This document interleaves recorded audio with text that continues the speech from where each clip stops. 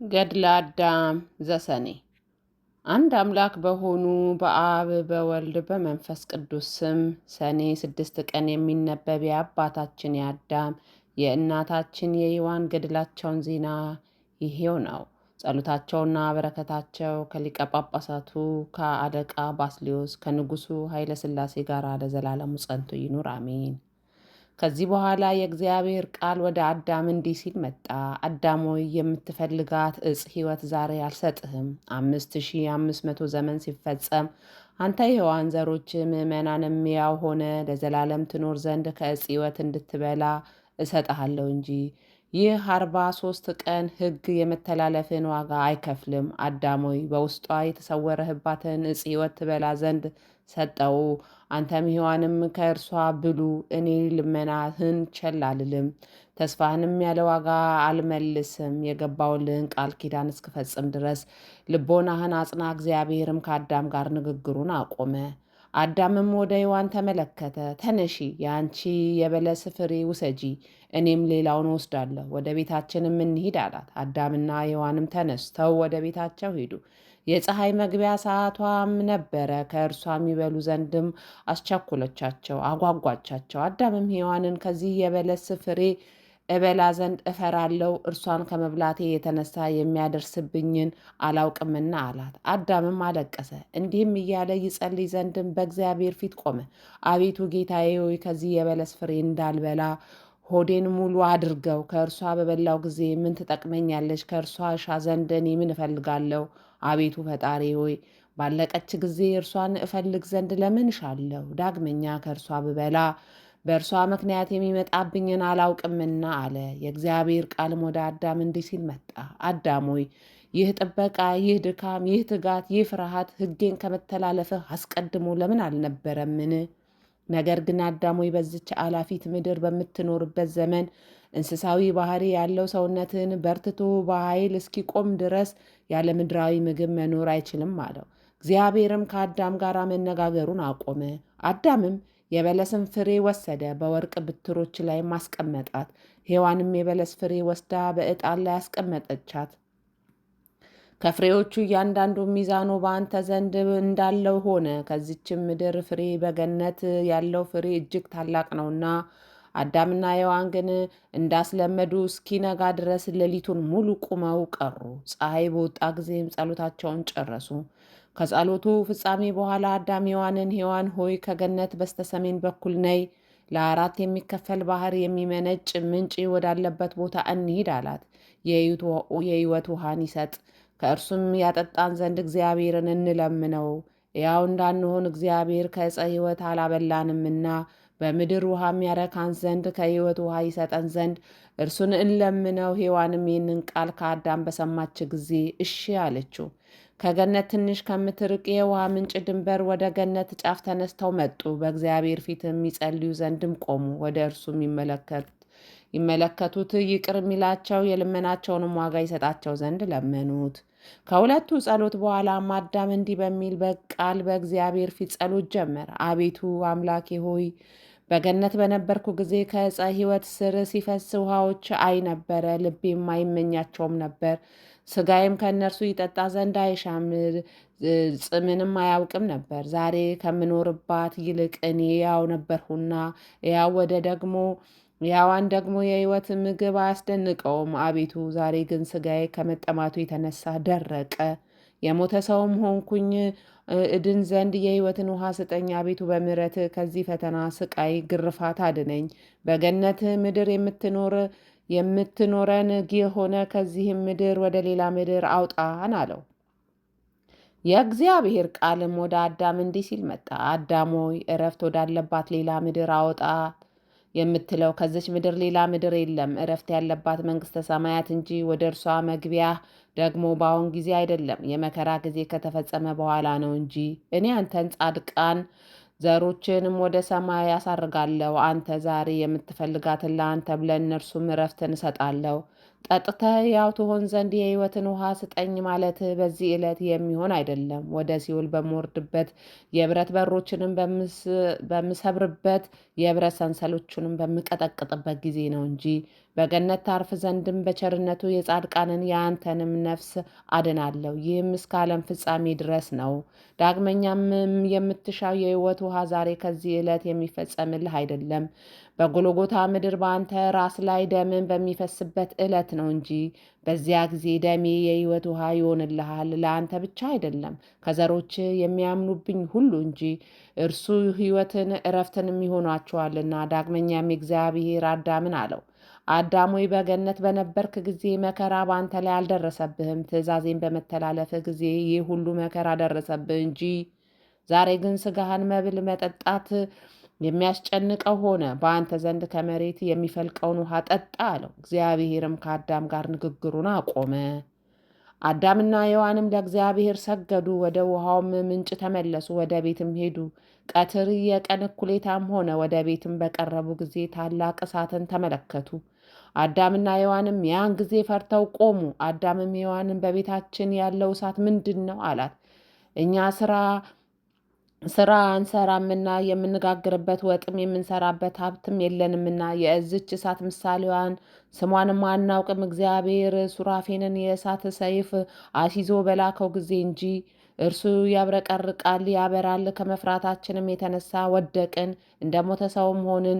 ዛሬም ሔዋን ሆይ እግዚአብሔር በእኛ ላይ ይቆጣ ዘንድ ወዷል፣ ከእርሷም አባረረን አላት። ሔዋን ሆይ ዳግመኛም ከዚህ ሌላ ቤት ሳለን ትእዛዝን ተላለፍን?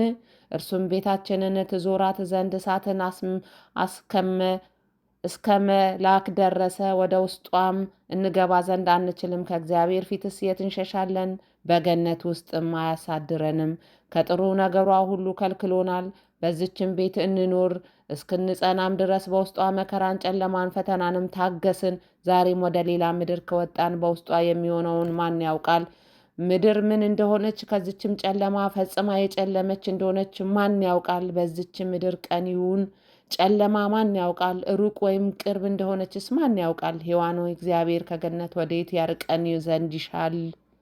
ሔዋን ሆይ እግዚአብሔር ትእዛዙን በመተላለፋችን ይህን ማየት ቢከለክለን ሁል ጊዜ እርሱን እንለምናለን። እግዚአብሔር ከተጽናናንባት ከዚች ምድር ወደ ሌላዋ ኃላፊ ምድር ያወጣን ዘንድ ይፈልጋል።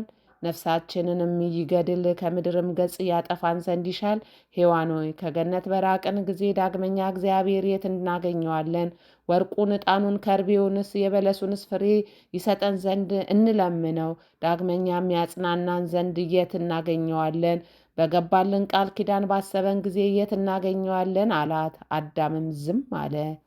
አዳም ሔዋንም ወደ ቤታቸው ይመለከቱ ነበረ። እሳትም በዙሪያዋ ትወጣ ነበር። ይህቺ እሳትም ከሰይጣን ነበረች። እርሱ ከእጽዋቷ የደረቁ ሳሮችን ሰብስቦ ተሸክሞ ወደ ቤት አምጥቷልና ቤቱን ያቃጥል ዘንድም በውስጣቸው እሳትን ጨምሮባቸዋልና። ይህን የሚያደርገው አዳምና ሔዋን እንዲያዝኑ በእግዚአብሔርም ተስፋ እንዲቆርጡ እንዲክዱትም ያደርጋቸው ዘንድ ነው። ነገር ግን በእግዚአብሔር ቸርነት ቤቱን ያቃጥላት ዘንድ አልቻለም። እግዚአብሔርም በቤቱ ዙሪያ መልአኩን ላከ፣ እሳቷ እስክትጠፋ ቤቷን ይጠብቃት ዘንድ። ከቀኑ የጀመረች እሳት እስኪነጋ ድረስ ትነድ ነበርና። ቀኑም 45ኛው ቀን ነበር። አዳምና ሔዋንም ቁመው እሳቱን ይመለከቱ ነበር። ከእሳቱ ፍርሃት የተነሳም ወደ ቤት መቅረብ አልቻሉም። ሰይጣንም የእሳቱን ነበልባል ፈጽሞ ከፍ እስኪል ድረስ እንጨት እየተሸከመ ወደ እሳት ይወረውር ነበረ። ቤታቸውም ተሰወረች። ከእሳቱ ብዛት የተነሳ ቤቷ ትቃጠላለች ብሎ አስቦ ነበርና።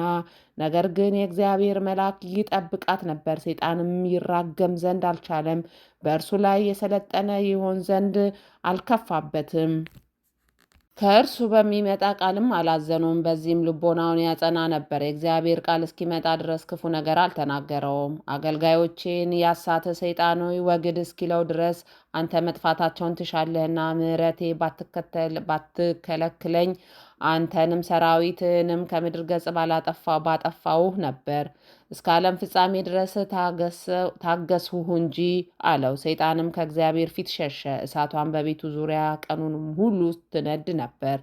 ይህም አዳምና ሔዋን ከገነት ከወጡ 47 ቀን ነው። የእሳቱ ነበልባል ትንሽ እንደቀዘቀዘ ባዩ ጊዜ እንዳስለመዱ ይገቡ ዘንድ ወደ እርሷ መሄድን ጀመሩ። ነገር ግን ከእሳቱ ነበልባል የተነሳ አልቻሉም።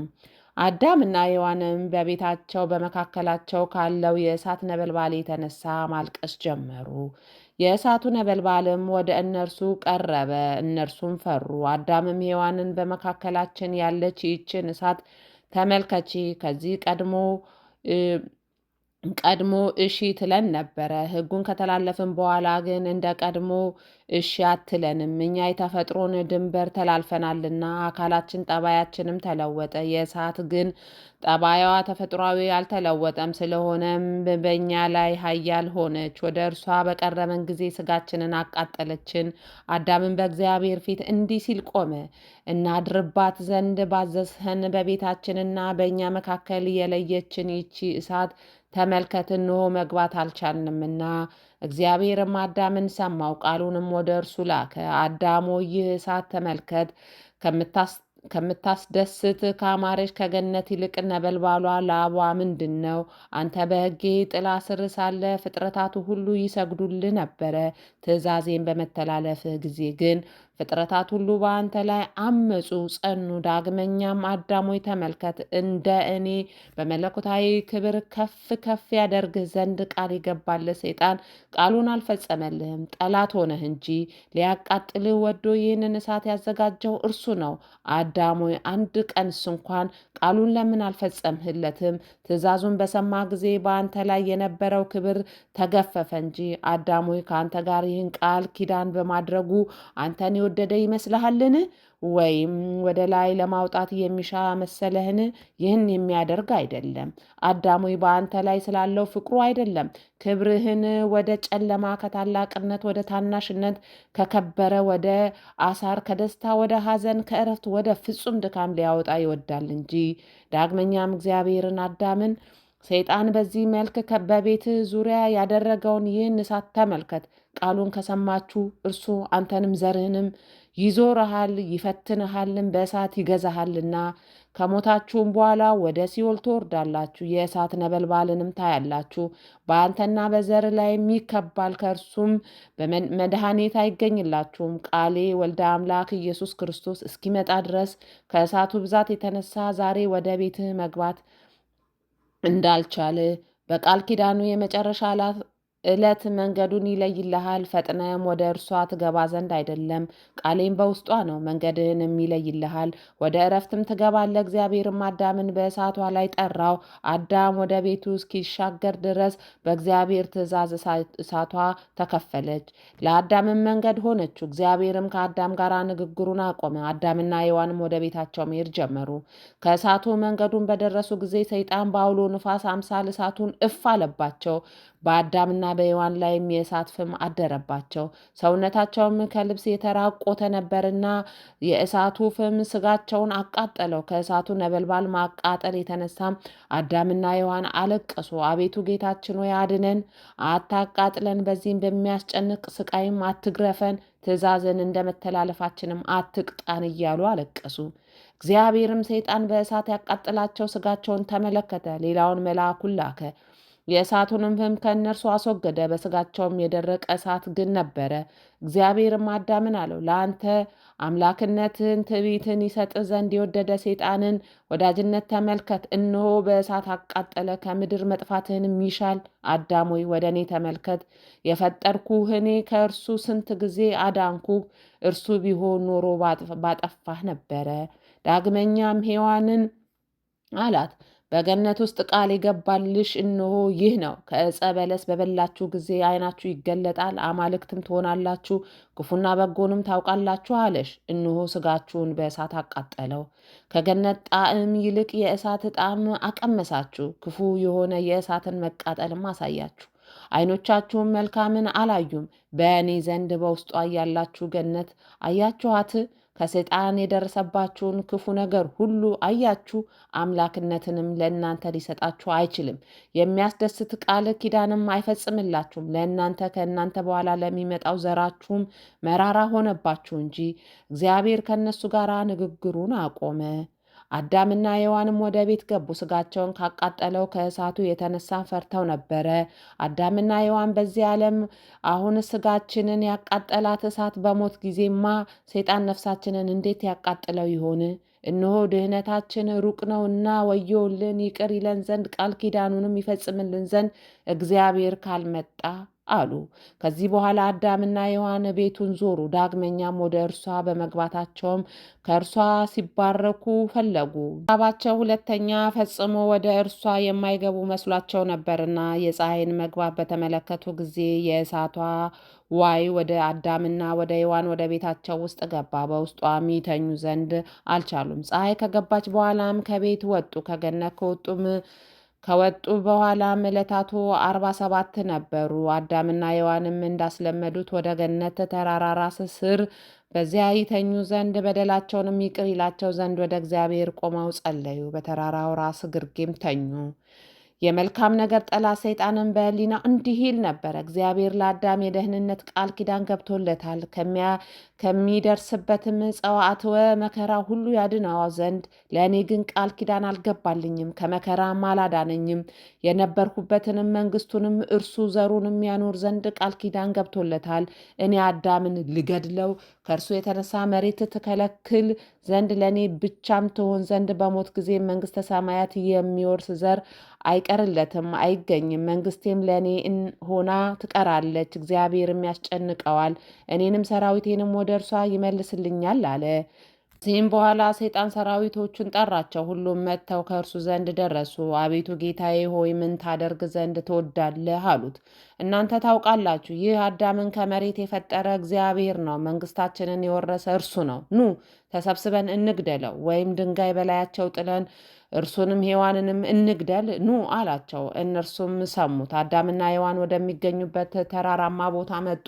እነርሱ ግን ተኝተው ነበረ። ሰይጣንም ከሰራዊቱ ጋር ታላቅ ድንጋይ አንስቶ ሳያዛንፍ በትክክል ጣላት። ቦታው ድንጋያማ ገደላማ ስለሆነ ድንጋዩ በላያቸው በወደቀ ጊዜ ድንጋይ ከእነርሱ ወደ ጉድጓድ ይገባል፣ እነርሱም ይድናሉ እንጂ አይሞቱም ብሎ በሕሊናው አስቧልና ሰይጣንንም ይህችን ድንጋይ በትክክል በላያቸው ጣላት። ከእነርሱም ወደ ሌላ አቅጣጫ እንዳትሄድ በላያቸው በጣላችኋቸውም ጊዜ ሽሹ እንጂ አትቁሙ አላቸው። እነርሱም እንዳዘዛቸው አደረጉ። ድንጋይቱ ወደ አዳምና ወደ ሔዋን ስትወርድም እግዚአብሔር በአዳምና በሔዋን ላይ እንደ ድንኳን ትሆንላቸው ዘንድ እንዳትጎዳቸውም አዘዛት። በእግዚአብሔር ትእዛዝም እንዲሁ ሆነች። ድንጋይም በወደቀች ጊዜ ከእርሷ የተነሳ ምድር ተናወጠች፣ ከታላቅነቷም የተነሳ ታወከች። መሬት ከመናወጧም ከመታወኳም የተነሳ አዳምና ሔዋን ከእንቅልፋቸው ነቁ። ለእነርሱም ድንጋዩ እንደ ድንኳን ሆኖላቸው አገኙት። እነርሱም ከሰማይ በታች እንደሆኑ አላወቁም። እነርሱ በድንኳኑ ስር አልነበሩምና አይተውም ፈሩ። አዳምም ሔዋንን ይህ ተራራ ስለምን ዝቅ አለ? መሬትስ ስለምን ተነዋወጠች ታወከች? ይህች ድንጋይስ በእኛ ላይ እንዴት ተጋረደች? እግዚአብሔር ሊመታን በስር ቤትም ሊያስረን ይወዳልን? አላት። ያለ ትእዛዙ ከቤት በመውጣታችን በእኛ ላይ ሊቆጣ መሬትንም ሊያሰምጥብን ነውን? አላት። እኛ በፈቃዳችን አድርገናልና ከቤት በወጣን ጊዜም አልመረመርነውም፣ ልብ አላደረግነውም። ወደዚችን ቦታ መጣን አላት። ሔዋንም ምድር ስለኛ የምትናወጽ ከሆነ አዳም ሆይ ወዮልን፣ ግርፋታችን በዛ። ነገር ግን ወደ እግዚአብሔር እንጸልይ ዘንድ ተነስ፣ በእኛ ላይ ስለተተከለች ስለተጋረደችውም ያሳውቀን ዘንድ አለችው። አዳምም ይህን ተጋድሎ ያሳውቀው ዘንድ ወደ እግዚአብሔር ቆሞ ጸለየ። አዳምም እስኪነጋ ድረስ ለጸሎት ቆሞ ነበር። አዳም ሆይ ከቤት በመውጣት ማን አስወገደ? ወደዚህም ቦታ እንዴት መጣ? የሚል የእግዚአብሔር ቃል መጣ። አዳምም እግዚአብሔር ወደ ቤት በሚገባው የእሳት ነበልባል ምክንያት እኛ ወደ እዝች ቦታ መጣን አለው። እግዚአብሔርም አዳምን አዳም ሆይ የአንዲትን ቀን የእሳት ዋይ አትፍራ፣ በሲኦል ብትኖርስ እንዴት በሆነ? አዳም ሆይ አትፍራ፣ እመታህም ዘንድ ይህን ድንጋይ እኔ እንደጋረድኩብህ በልብ አታስብ። አምላክ ለመሆን ቃል የገባልህ ሰይጣን እንዳይመታ ነው እንጂ ሕይወታችሁን ከምድር ገጽ ያተፋችሁ ዘንድ በእናንተ ላይ በሔዋን ላይ የወረደው ይህ ድንጋይም ታላቅ ነው። ነገር ግን በቸርነቱ ይህችን ድንጋይ በላያችሁ ትኖር ትጋርድም ዘንድ አዘዝኳት አለው። በቦታቸው ያለ የድንጋይ ምልክት ነው። አዳም ሆይ ይህ ምልክት ወደዚህ ምድር በመጣሁ ጊዜ ሰይጣንን እኔን ለመግደል የአይሁድን ሕዝቦች ያስነሳል። በድንጋይም ውስጥ ይጨምሩኛል፣ ታላቅ ድንጋይም ይገጥሙብኛል። በድንጋይ ውስጥም 3 መዓልትና 3 ሌሊት እቆያለሁ። በሦስተኛው ቀንም እነሳለሁ። ለአንተም ለሚያምኑብኝም በዘሮችህ ድኅነት ይሆናል። አዳም ሆይ 3 መዓልት 3 ሌሊት እስኪፈጸም ድረስ ግን ከድንጋዩ አላወጣህም አለው። እግዚአብሔርም ከአዳም ጋር ንግግሩን አቆመ። አዳምና ሔዋንም ጌታችን እንደነገረው 3 መዓልት 3 ሌሊት በድንጋዩ ታች ቆዩ። ዳግመኛም ከቤት ስለመውጣታቸው ያለ እግዚአብሔር ትእዛዝም ወዳሉበት ቦታ ስለመምጣታቸው አዘኑ። ከ3 መዓልት ከ3 ሌሊት በኋላ እግዚአብሔር ድንጋዩን ፈታው ወይም ለቀቀው፣ ከውስጧም አወጣቸው። ስጋቸውም የደረቀ ሆነ። ከለቅሶ ከሐዘን የተነሳም ዓይናቸው ታወኩ ወይም ፈዘዙ። አዳምና ሔዋንም ወደ ቤታቸው ዕቃ ቤትም ሄደው ገቡ። በዚች ዕለትም እስከ ምሽቱ ድረስ ይጸልዩ ዘንድ ቆሙ። ይህም አዳምና ሔዋን ከገነት ከወጡ ከ50 ቀን በኋላ ነበር። ዳግመኛም አዳምና ሔዋን ወደ እግዚአብሔር ይጸልዩ በዚችም ዕለት ምሕረትን ከእግዚአብሔር ይለምኑ ዘንድ ከቤታቸው ተነሱ። በነጋ ጊዜም አዳም ሔዋንን ለሥጋችን ሥራ እንሰራ ዘንድ ነይ እንሂድ አላት። ከቤቱም ወጡ። ሥጋቸውን የሚሸፍኑበት ይፈልጉ ዘንድ ከደቡብ ወደ ገነት ጫፍ ደረሱ። ነገር ግን ሥራን አያውቁም ነበርና አላገኙም። ሥጋቸውም በደም የታለለች የተሸፈነች ሆነች። ከቅዝቃዜውና ከሙቀቱ የተነሳ ዲዳ ሆኑ። አዳምም ሥጋቸውን የሚሸፍኑበትን ያሳያቸው ዘንድ ፈልጎ በእግዚአብሔር ፊት ቆመ። የእግዚአብሔር ቃልም እንዲህ ሲል መጣ። አዳም ሆይ ሔዋንን ይዘህ ከዚህ ቀደም ወደ ጾማችሁበት ባሕር ኑ። በዚያችም አንበሶች ሥጋቸውን የበሏቸው የበጎችን ቆዳ ታገኛላችሁ። የቀረውን የቆዳቸውንም ውሰዱ፣ ልብስ አድርጋችሁም ልበሱ አለው። አዳምም ይህን ቃል ከእግዚአብሔር በሰማ ጊዜ ሔዋንን ይዞ ከደቡብ ጫፍ ይጾሙበት ወደ ነበረው የውሃ ምንጭ ወዳለበት ሰሜናዊው የገነት ጫፍ ተመለሰ። በመንገዱም ሲሄድም ከቦታው ከመድረሳቸው በፊት ክፉ ሰይጣን ከአዳም ጋር ስለ ልብሱ ስለ ስቃዩ ሲነጋገር የእግዚአብሔርን ድምፅ ሰማ። ሰይጣንም የበጎች ቆዳ ካለበት ቦታ ፈጥኖ ሄዶ ይወስደው ዘንድ ወደደ። አዳምና ሔዋን እንዳያገኟቸው በእሳት ያቃጥላቸው፣ ወደ ባሕርም ይጥላቸው ዘንድ ወደደ። ይህንም በወደደ ጊዜም የእግዚአብሔር ቃል ከወደ ሰማይ መጣ። አዳምና ሔዋን ወደ እርሱ እስኪመጡ ድረስም በእነዚህ ቆዳዎች ሌጦች ገመድ አሰረ። ወደ እርሱ በቀረቡ ጊዜም ከመልኩ የተነሳ ፈሩ። የእግዚአብሔር ቃልም ወደ አዳምና ሔዋን እንዲህ ሲል መጣ። በእባብ ተሰውሮ ያሳታችሁ ይህ ነው። የብርሃን ልብሳችሁንም የገፈፋችሁ የነበራችሁንም ክብር ያስቀረባችሁ እርሱ ነው። አዳም ሆይ ታላቅ ስለሆነችም አምላክነት ቃል ኪዳን የገባላችሁ እርሱ ነው። በእርሱ ዘንድ መልካም የት አለ? እነሆ ዛሬ መልኩ የከፋ በመላእክትም ዘንድ የሚያጸይፍ ሰይጣን ጽኑ ጠላት የሚሰኝ ሆነ። አዳም ሆይ እርሱ የእንስሳትን ምድራዊ ልብስ ወስዶ ያጠፋ ዘንድ ወዷልና ትለብሰው ዘንድም አልተወልህም። የተከተላችሁትን የዚህን የሰይጣን ደግነቱ ምንድን ነው? ስለታዘዛችሁለትስ የጠቀማችሁስ ምንድን ነው? የሰይጣን ሰራዊቶቹንም አስተውሉ፣ ፈጣሪያችሁ እኔን ተመልከቱ። የሚደረግላችሁን ጥሩ ስራዬንም አስተውሉ። እነሆ እኔ እስክትደርሱ እስክታዩትም ድረስ አሰርኩት። ደካማነቱንም ተመልከታችሁ ኃይልም አልነበረውም አላቸው። እግዚአብሔርም ሰይጣንን ከእስራቱ ፈታው። ከዚህ በኋላ አዳምና ሔዋን ተደነቁ፣ በመፈጠራቸውን በእግዚአብሔር ፊት አለቀሱ። ሥጋቸው ምን እንደሆነች አሰቡ፣ ምድራዊ ልብስም ስለቸገራቸው አለቀሱ። አዳምም ሔዋንን ሔዋን ሆይ የምንለብሰው የእንስሳት ቆዳ ይህ ነው። በለበስነው ጊዜ የሞት ምልክት በእኛ ላይ ገባ። የእነዚህ ቆዳ ሌጦ በጎች እንደሞቱት እንዳረጁትም እኛም ዳግመኛ እንደነርሱ እናረጃለን እንሞታለንም አላት። አዳምና ሔዋንም ቆዳውን ሌጦን ይዘው ወደ ቤታቸው ተመለሱ። ወደ እርሷ በተመለሱ ጊዜም እንዳስለመዱ ቆመው ጸለዩ። እንዴት አድርገው ልብስ እንደሚያደርጉት ተቀምጠው እያሰቡም ነበር። ጥበብ አልነበራቸውምና እግዚአብሔርም እንዴት እንደሚያደርጉት ያስረዳቸው ዘንድ መልአኩን ወደ እነርሱ ላከ። መልአኩማ አዳምን ከተምር እሾህ አምጣ አለው። አዳምም የእግዚአብሔር መልአክ እንዳዘዘው አመጣ። መልአኩም በፊታቸው ቀሚስ በሚሰፋ አምሳል ያደርገው ጀመር። እየተመለከተም እሾሁን ይዞ በውስጡ ተከለው። ዳግመኛ መልአኩ እሾሆቹን በሌጦ በቆዳው ውስጥ ከተሰወሩ እንደ አንድ ወጥ ልብስ የተሰፉ ይሆኑ ዘንድ ወደ እግዚአብሔር ጸለየ። እንደ እግዚአብሔር ትእዛዝም እንዲሁ ሆነ። ልብሱም ሆነላቸው፣ እነርሱንም አለበሳቸው። ያን ጊዜም እርስ በርሳቸው ከመተያየት የሥጋቸው ራቁትነት ተሰወረላቸው። ይህም በ51ኛው ቀን መጨረሻ ሆነ።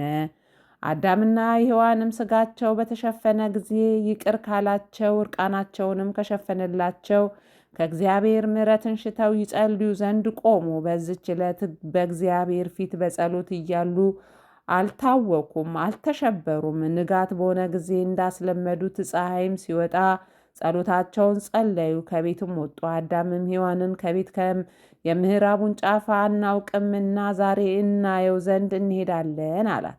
እነርሱም ወደ ምዕራቡ ጫፍ ይሄዱ ዘንድ ወጡ። ከቤት በራቁ ጊዜም ሰይጣን ወደ እነርሱ መጣ። ከ3 ቀን ጀምረው እንደተራቡ እንደ 2 አንበሶችም ተመሰሉ። በቤታቸውና በእነርሱ መካከል ተሰወሩ። እነዚህም ሰባብረው ይበሏቸው ዘንድ ወደ አዳምና ወደ ሔዋን ደረሱ። አዳምና ሔዋን ከእጆቻቸው ያድናቸው ዘንድ ፈልገው ወደ እግዚአብሔር አለቀሱ። የእግዚአብሔር ቃልም ወደ እነርሱ መጣ፣ ከእነርሱም አስወገዳቸው። እግዚአብሔርም አዳምን አለው፣ አዳም ሆይ የምሥራቅን ጫፍ ትተህ በምዕራብ ጫፍ ምን ትሻለህ? መኖሪያ በዚህ ነውን? ዛሬም ወደ ቤት ተመለስ፣ ሰይጣን እንዳያስትህ መከራም እንዳያመጣብህ በዚያው ተቀመጥ። አዳም ሆይ በምዕራብ ጫፍ ከአንተ ዘር ይወጣል፣ ከእነርሱ የተነሳም ይመላል። የሰይጣንን ትእዛዝ በመስማታቸው ሥራዎቹን በመከተላቸው በበደላቸውም ያረክሱታል። እኔም በእነርሱ ላይ የጥፋት ውሃን አመጣለሁ፣ ሁሉንም አሰምጣቸዋለሁ። ከእነርሱ ውስጥ የሚቀሩ ጻድቃንን አስቀራለሁ እንጂ ከዚች ምድር እስከምትቀሯ ምድር ድረስ አውጣቸዋለሁ። አንተ ዛሬ የምትኖርባት ይቺ ምድርም ያለ አንድ ሰው ምድር በዳ ሆና ትቀራለች። እግዚአብሔርን ነገር ካላቸው በኋላ ወደ ቤታቸው ተመለሱ። ሥጋቸውም ደረቀች። ከጾም ከጸሎት ከሐዘን ብዛት እግዚአብሔርን ካለመስማታቸው ከመደፋፈራቸው የተነሳ ኃይላቸው ደከመች፣ አለቀች። አዳምና ሔዋንም እስኪነጋ ድረስ ሌሊቱን ሁሉ ይጸልዩ ዘንድ በቤታቸው ቆሙ። ፀሐይ በወጣ ጊዜም አዳምና ሔዋን ከሐዘኑ ስሜት የተነሳ ወዴት እንደሚሄዱ አላወቁትም። ቤታቸውን ዞሩት። ከሰሜን ወደ ገነት ጫፍ ይራመዱ ነበር። ወደ ጫፍም ይወጡ ዘንድ ጀመሩ። ስፋት ወደሌለው የምሥራቅ ጫፍ እስኪደርሱ ድረስ ጸሎታቸው፣ ልመናቸው ከሊቀ ጳጳሳቱ አለቃ ከአባ ባስልዮስ ከንጉሳችን ኃይለ ሥላሴ ከጌታችን ከአርያ ዮሐንስ ከሁላችን ከሕዝበ ክርስቲያኑ ከሀገራችን ከኢትዮጵያ ጋር የጥምቀት ልጆቹ ጋር ይኑር ለዘላለሙ አሜን። ወስብሐት ለእግዚአብሔር ወወላዲቱ ድንግል ወለመስቀሉ ክቡር። ይቆየን።